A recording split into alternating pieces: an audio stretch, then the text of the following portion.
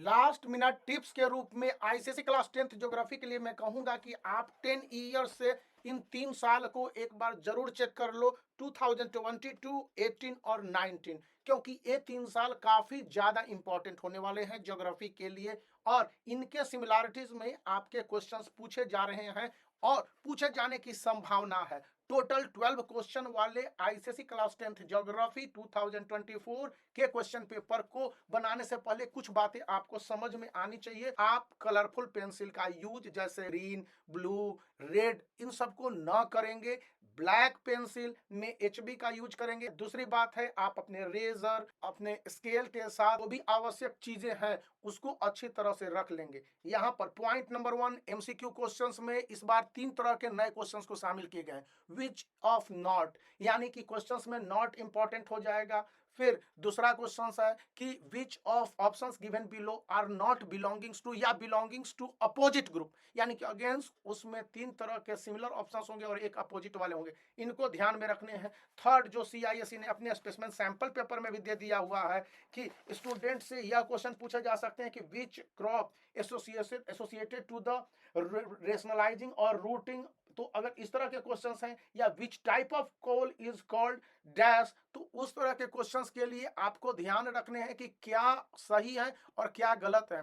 क्योंकि यहां पर अभी जो बातें सामने आ रही हैं उनमें कहा जा रहा है कि मैप स्किल को जितना साफ रखेंगे, जितना क्लियर रखेंगे, उसमें ज्यादा मार्किंग नहीं होगी, वही अच्छा होगा। क्वेश्चन पेपर के साथ अटैच मैप को पेंसिल से मार्किंग करेंगे। पेन से मार्किंग की बात अगर वो कहता है तो उस समय ध्यान रखेंगे और उसके लेबलिंग को अच्छी तरह से हाईलाइट करेंगे, जो आपको यहाँ पर दिख रहा है। कहा तो यह भी जा रहा है कि स्टूडेंट को लेबल करते समय 3 बातें याद रखनी है। अगर 2 समान तरह के लेबलिंग करने हैं या 2 क्लोज लेबलिंग करने हैं तो कि अलग अलग स्पेसिफिकेशन, मतलब कि आप उसको पेंसिल को अलग डायरेक्शन में ले जाएंगे वहां पर लेबल करने के लिए। वहां पर जिस तरह से मैप कॉपी के साथ अटैच करना है उसमें ध्यान रखने की मैप आपके फटने नहीं चाहिए, अन्यथा मार्क्स काटने की संभावना टीचर को मिल जाएगी। जो सबसे बड़ी और इंपॉर्टेंट बात बोली गई है टोपो सीट को लेकर, कि टोपो सीट पहले तो स्कूल क्या करेंगे कि शुरुआत के 20 मिनट्स में आप दे दीजिए। ऐसा कंपल्सन नहीं होगा बोर्ड एग्जामिनेशन में।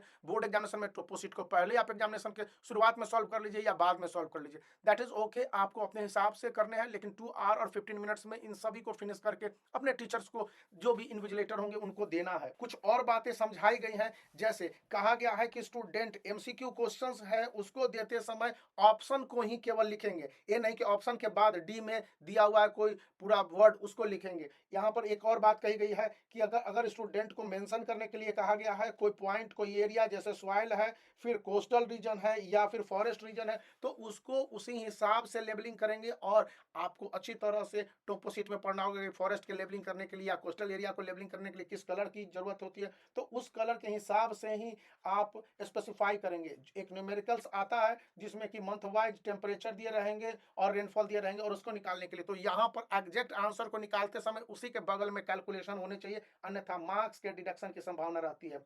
जब 2 रेड सॉइल और एलोवियल सॉइल में डिफ्रेंशिएट करने के लिए रहेगा तो आप पॉजिटिव पॉइंट दोनों साइड का लिखेंगे, एक ही तरह के पॉइंट्स को हाईलाइट करेंगे। फिर क्वेश्चंस में अगर रहेगा कि why is silk industry losing the market in recent times, तो यहाँ पर silk industry in India specify करेंगे। यहाँ पर इंडिया या वर्ल्ड नहीं मेंशन है तो आप उसको इंडिया के कंटेक्स्ट में लिखेंगे। फिर अगर आपसे क्वेश्चंस पूछा जाता है कि वेयर इज टाटा स्टील या टिस्को लोकेटेड, तो आप उसके जगह को बताने के साथ साथ उसके बारे में भी डिटेल दे देंगे। अगर कोई क्वेश्चन पूछता है व्हाट को लगाकर कि what has made Mumbai an important centre for cotton textile production, तो a cotton textile production in India specially in Maharashtra and centralised in Mumbai, और उसके बाद ये क्यों इंपॉर्टेंट है मुंबई, किस तरह से क्लाइमेटिक कंडीशन है या सॉइल का फेवरेबल पोजीशन है, इसको मेंशन कर देंगे, पॉइंट वाइज देंगे, आंसर आपके एग्जैक्ट माने जाएंगे और आपको पूरे मार्क्स मिलेंगे। 2 मार्क्स वाले क्वेश्चन में एटलीस्ट 2 पॉइंट, 3 मार्क्स वाले क्वेश्चन में 3 पॉइंट। और आपको ध्यान रखने हैं कि जिस तरह से 3 मार्क्स वाले क्वेश्चन में डिफरेंशिएट करने के लिए कहे जाएंगे या डिफरेंस दिखाने की, तो 3 पॉइंट के डिफरेंस दिखाएंगे।